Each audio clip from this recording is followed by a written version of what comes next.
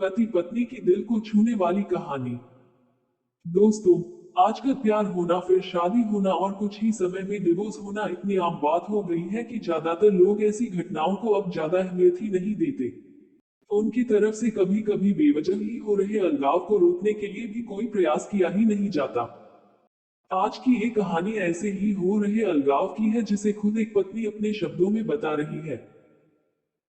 कहानी जैसे जैसे आगे बढ़ती है तब हम जान पाते हैं कि पत्नी का नजरिया जो है वो कितना अलग है अपने पति के विचारों से।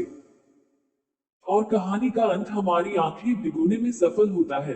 मेरे पति पेशे से एक इंजीनियर हैं। मैं उनसे उनके शांत स्वभाव के लिए प्यार करती थी। और जब मैं उनके चौड़े कंधों पर अपना सिर झुकाती थी तो मुझे गर्मजोशी और अलग सा सुकून का एहसास होता था।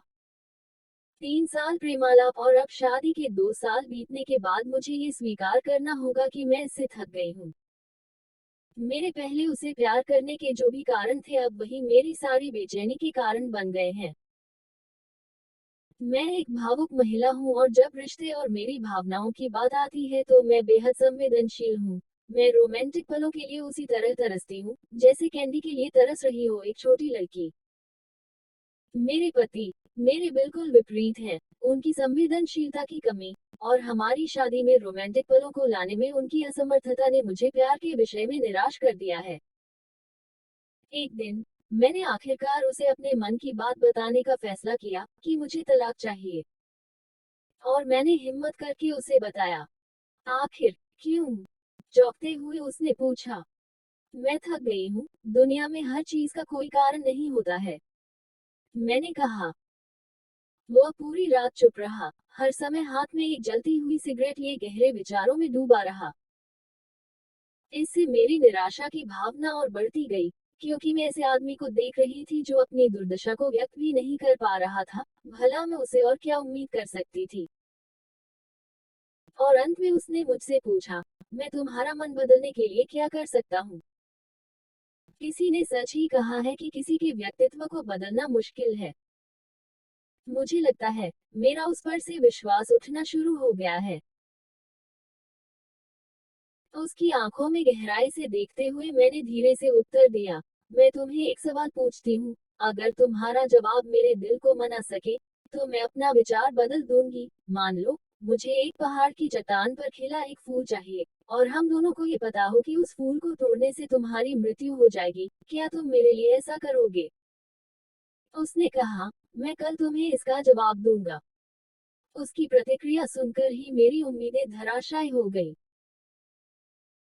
मैं अगली सुबह उठी तो पाया कि वह चला गया था, और सामने के दरवाजे के पास खाने की मेज पर, दूध के गिलास के नीचे, उसकी खुरदरी लिखावट के साथ कागज का एक टुकड़ा पड़ा था, जो पढ़े जाने पर ये बातें बयां करता था। प्रिय, मैं तुम्हारे लिए वह फूल नहीं तोड़ूंगा, लेकिन अगर तुम चाहो तो मैं तुम्हें इसके पीछे का कारण जरूर बताना चाहूंगा। ये पहली पंक्ति पढ़ते ही मेरे दिल के हजारों टुकड़े हो गए। फिर भी मैंने पढ़ना जारी रखा। जब तुम कंप्यूटर का इस्तेमाल करती हो तो तुम हमेशा सॉफ्टवेयर प्रोग्राम को गड़बड़ कर देती हो, अंत में तुम स्क्रीन के सामने बैठकर रोती हो। मुझे अपनी उंगलियों को जिंदा रखना पड़ेगा, ताकि मैं प्रोग्राम को पुनर्स्थापित करके तुम्हारे कीमती आंसू बहने से रोक सकूं।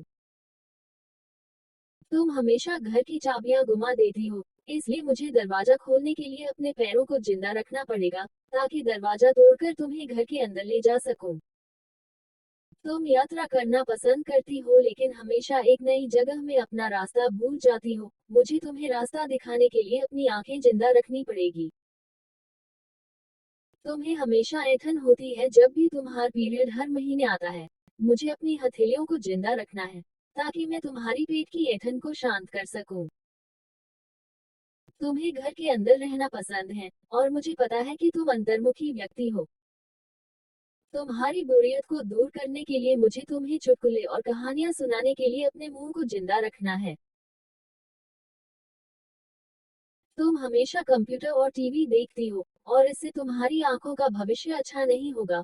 मुझे अपनी आंखों को बचाना होगा ताकि जब हम बूढ़े हो जाएं, तो मैं तुम्हारी आंखें बन सकूं।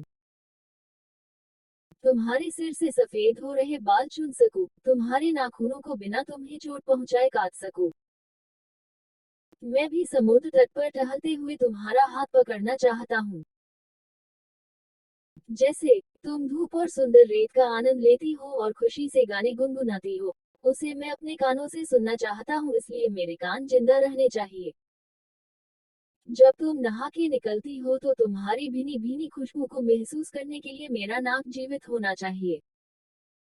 इसलिए मेरी प्रिय, जब तक मुझे यकीन नहीं होता कि कोई है जो तुमसे मुझसे भी अधिक प्यार करता है, मैं तब तक उस फूल को नहीं तोड़ूंगा। और जिस दिन ऐसा कोई आया जो तुमसे मुझसे अधिक प्यार करे, मैं खुशी खुशी उस फूल को तोड़ लूंगा। ये पते ही मेरे आंसू पत्र पर गिरे और उसकी लिखावट की स्याही धुंधली हो गई। मैंने उसे पढ़ना जारी रखा। अब जब तुमने मेरा उत्तर पूरा पढ़ लिया है, अगर तुम संतुष्ट हो, अगर मैंने तुम्हारे दिल को मना लिया हो, तो कृपया सामने का दरवाजा खोलो, क्योंकि मैं बाहर खड़ा हूँ, तुम्हारी पसंदीदा ब्रेड और ताज़ा दूध के साथ। मैं जल्दी से दरवाजा खोलने के लिए दौड़ी और उसके चिंतित चेहरे को अपने हाथों में कसकर पकड़ा और चूम लिया और उसकी बाहों में समा गई। अब मुझे पूरा यकीन हो गया कि कोई भी मुझसे उतना प्यार नहीं करेगा जितना वह करता है, और मैंने फूल को नहीं तोड़ने का फैसला किया। यही जीवन है और प्रेम है। जब कोई प्यार से घिरा होता है, तो उत्तेजना की भावना दूर हो जाती है, और वह उस सच्चे प्यार को नजरअंदाज कर देता है जो शांति और नीरसता के बीच में होता है। प्यार सभी रूपों में प्रकट होता है, यहाँ तक कि बहुत छोटे और सूक्ष्म रूपों में भी।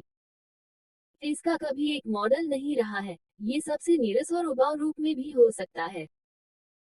तो दोस्तों, आपको ये प्यार भरी पति पत्नी की कहानी कैसी लगी? इस छोटी सी कहानी ने आपके भी दिल को छुआ या नहीं? प्लीज कमेंट करके जरूर बताएं।